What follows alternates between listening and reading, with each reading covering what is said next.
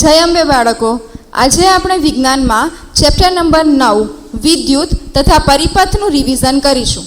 તો સૌથી પહેલાં આપણે જોઈએ કે વિદ્યુત એટલે શું. તો વિદ્યુત એટલે કે વીજળી. તો આપણે વીજળીનો ઉપયોગ ક્યાં ક્યાં કરીએ છીએ? તો આપણે વીજળીનો ઉપયોગ આપણા રોજિંદા જીવનમાં ઘણી બધી જગ્યાએ કરીએ છીએ, જેમ કે કૂવામાંથી પાણી ખેંચવા માટે. આ ઉપરાંત આપણે વીજળીનો ઉપયોગ ઘરમાં, રસ્તામાં, સૂર્યાસ્ત પછી ઓફિસમાં, કારખાનામાં લાઇટ પંખા ચાલુ કરવા માટે તથા ઘણી બધી જગ્યાએ આપણે વીજળીનો ઉપયોગ કરીએ છીએ. તો હવે આપણને પ્રશ્ન થાય કે વીજળી આપણને ક્યાંથી મળતી હશે? તો એ વીજળી આપણને વીજ મથક એટલે કે પાવર સ્ટેશનમાંથી મળે છે. હવે આપણે જોઈએ એક મહત્ત્વનો ભાગ એવો વિદ્યુત કોષ, જેને આપણે ઇંગ્લિશમાં સેલ પણ કહી શકીએ છીએ. તો આપ સૌને ખબર હશે કે આપણે સેલનો ઉપયોગ ક્યાં ક્યાં કરીએ છીએ. તો આપણે સેલનો ઉપયોગ વિવિધ પ્રકારના રિમોટમાં તથા કેમેરા, ઘડિયાળ, રેડિયો આ દરેક જગ્યાએ કરીએ છીએ. તો હવે આપણે સમજીએ કે સેલની રચના કેવી હોય છે. તો આપણને આકૃતિમાં બતાવ્યા પ્રમાણે સેલ આપણે બધાએ જોયો જ છે, બરાબર. તો એમાં બે ધ્રુવ હોય છે, એક ધન ધ્રુવ અને ઋણ ધ્રુવ. એમાં આપણે એમ કહી શકીએ કે જે ભાગ ધાતુની તકતીવાળો ભાગ છે એ એનો ઋણ ધ્રુવ અને ધાતુની કેપવાળો ભાગ છે એ આપણો ધન ધ્રુવ. આપણે એને આકૃતિ દ્વારા સમજીએ. અહીંયા આપણી પાસે એક સેલ છે, એમાં કયો ધન ધ્રુવ અને કયો ઋણ ધ્રુવ. તો આપણે એમ કહી શકીએ કે જે આ ધાતુની કેપ છે, કેપ એટલે એની ઉપરનો ભાગ, એ એનો ધન ધ્રુવ કહેવાશે અને માઇનસ એટલે કે ધાતુની તકતીવાળો ભાગ એ એનો ઋણ ધ્રુવ કહેવાશે.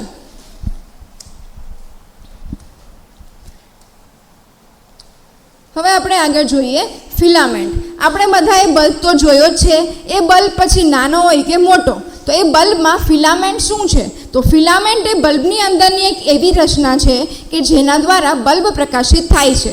જો એ ફિલામેન્ટ બલ્બનો તૂટી ગયો હોય અથવા તો બ્રેકડાઉન થઈ ગયો હોય અથવા તો કોઈક કારણોસર એમાં કોઈક ખોટ આવી ગઈ હોય તો એ બલ્બ આપણને પ્રકાશિત થતો જોવા મળશે નહીં.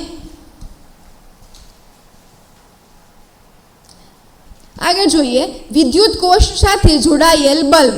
અને તેની સાથે સાથે આપણે એ પણ વસ્તુ જોવાની છે કે વિદ્યુત કોષ સાથે જોડાયેલ સેલ એટલે કે વિદ્યુત કોષ.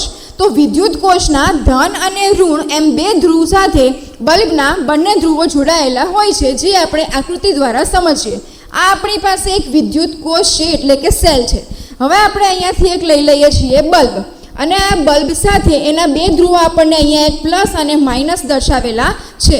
હવે આપણે વાયર વડે બલ્બને વિદ્યુત કોષ સાથે જોડીશું.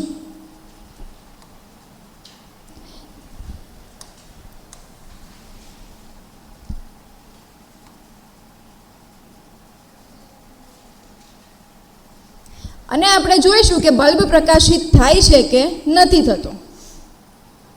તો આ કેસમાં આપણે જોઈએ તો બલ્બ પ્રકાશિત થાય છે. કેમ? તો આપણી પાસે જે વિદ્યુત કોષ છે એના ધન અને ઋણ બંને એક એક છેડા સાથે આપણે શું કર્યું છે? તો કે બલ્બનો એક એક ટર્મિનલ એટલે કે બલ્બના બંને ધ્રુવો આપણે એની સાથે જોડેલા છે. હવે આપણે એવું જોઈએ કે બલ્બમાં આપણે એક જ ધ્રુવને જોડી દઈએ તો શું થશે? તો અહીંયા આપણે જોઈ શકીએ છીએ કે બેટરી શું થાય છે? સળગી ગઈ છે. એનો અર્થ કે આપણી પાસે આ જે રચના બનાવેલી છે એ રચના કેવી છે? ખોટી છે. હવે આપણે બીજું એક ઉદાહરણ દ્વારા સમજીએ કે જો આ આખો પરિપથ છે, જો આખો રસ્તો છે એ ખુલ્લો છે, બંધ છે નહીં, તો આમાંથી વિદ્યુત પ્રવાહ પસાર થઈ શકે નહીં અને આપણો બલ્બ પણ પ્રકાશિત થતો નથી. પણ જ્યારે એના બંને ધ્રુવને અલગ અલગ પોઈન્ટ સાથે આપણે જોડી દઈએ છીએ ત્યારે બલ્બ સરળતાથી પ્રકાશિત થઈ જાય છે. તો હવે આપણે નેક્સ્ટ પોઈન્ટ જોઈએ કે વિદ્યુત પરિપથ એટલે શું અને વિદ્યુત પરિપથ શું હોય છે.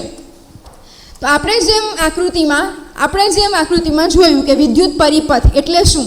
તો એક પરિપથ એટલે કે રસ્તો, એક એવો રસ્તો કે જેના દ્વારા વિદ્યુત પ્રવાહ પસાર કરવામાં આવે છે. તો હવે આ પરિપથમાં આપણે એ પણ વસ્તુ જોવાની છે કે પરિપથમાં ક્યાંક વચ્ચે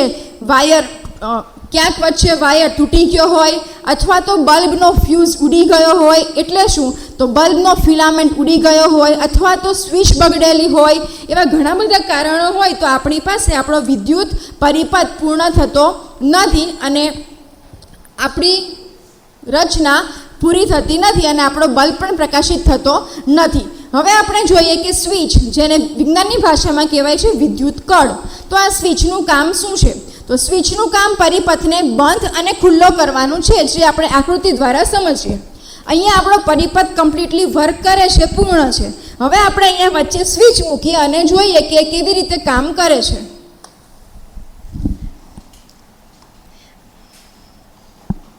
આપણે વચ્ચે સ્વિચ મૂકી દીધી. તો પહેલા આપણો પરિપથ એવો જ હતો, પરંતુ વચ્ચે સ્વિચ નહોતી, તો એ કમ્પ્લીટલી ચાલતો હતો. હવે આપણે વચ્ચે સ્વિચ મૂકી દીધી છે, એટલે પરિપથ તો સાચો જ છે, આપણો પરિપથ ખોટો નથી. પરંતુ વચ્ચે જે સ્વિચ છે, સ્વિચ કેવું છે? ચાલુ છે, એટલે પરિપથમાંથી વિદ્યુત પ્રવાહ પસાર થવા દેશે નહીં. હવે જ્યારે આપણે સ્વિચને બંધ કરીએ છીએ ત્યારે એ કમ્પ્લીટ આખો પાથ એનો ફોલો કરે છે અને એમાંથી વિદ્યુત પ્રવાહ પસાર થવા દે છે. એટલે આપણે આપણી ભાષામાં એમ કહી શકીએ કે સ્વિચનું કામ શું છે?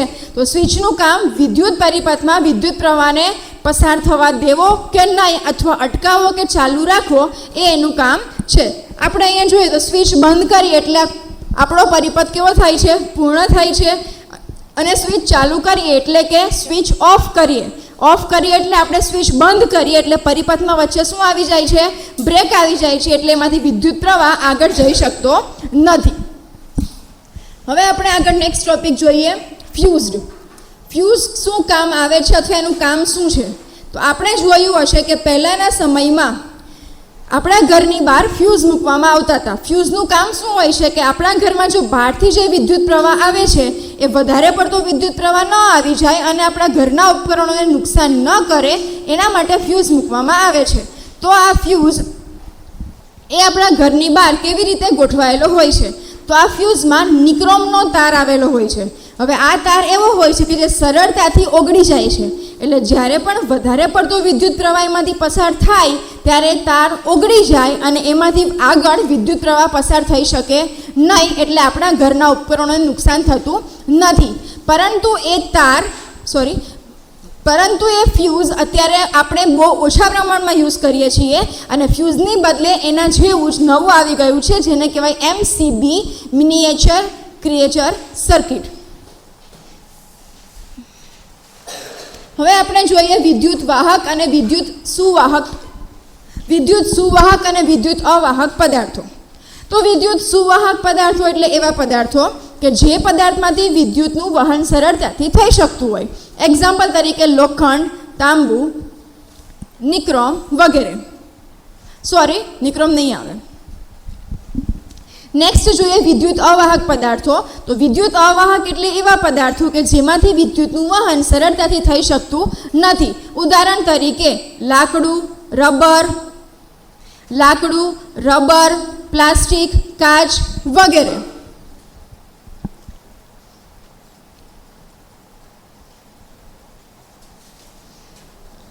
અહીંયા આપણને કેટલાક ઉદાહરણો આપેલા છે કે વિદ્યુત સુવાહક કે અવાહક પદાર્થ છે જે આપણે કહેવાના છે. તો આપણને જોતાં જ ખબર પડે છે કે ચાવી, રબર, ફૂટપટ્ટી ઘણા બધા પદાર્થો છે. તો આની ચકાસણી આપણે ઘરે પણ પ્રેક્ટિકલ દ્વારા એટલે કે પ્રયોગ દ્વારા કરી શકીએ છીએ. ત્યારબાદ છે કે વિદ્યુત પરિપથ સાથે કામ કરતી વખતે કઈ કઈ કાળજી રાખવી જોઈએ? તો સૌથી પહેલાં તો વિદ્યુત પરિપથ સાથે કામ કરતી વખતે આપણે હાથમાં રબરના મોજા અથવા પગમાં પણ રબરના બૂટ અથવા શૂઝ પહેરવા જોઈએ. ત્યારબાદ આપણે કોઈ પણ જગ્યાએ ઉપર ચડીએ છીએ તો એ વસ્તુ લાકડાની હોવી જોઈએ અથવા તો આપણે હાથમાં લાકડું રાખવું જોઈએ. ત્યારબાદ ભીના હાથે સ્વિચને ન અડવું જોઈએ. આવી ઘણી બધી નાની નાની ટિપ્સ છે જે આપણને મદદરૂપ થાય છે. ક્યારે? કે જ્યારે આપણે વિદ્યુત પરિપથ સાથે કામ કરતા હોઈએ ત્યારે. Thank you.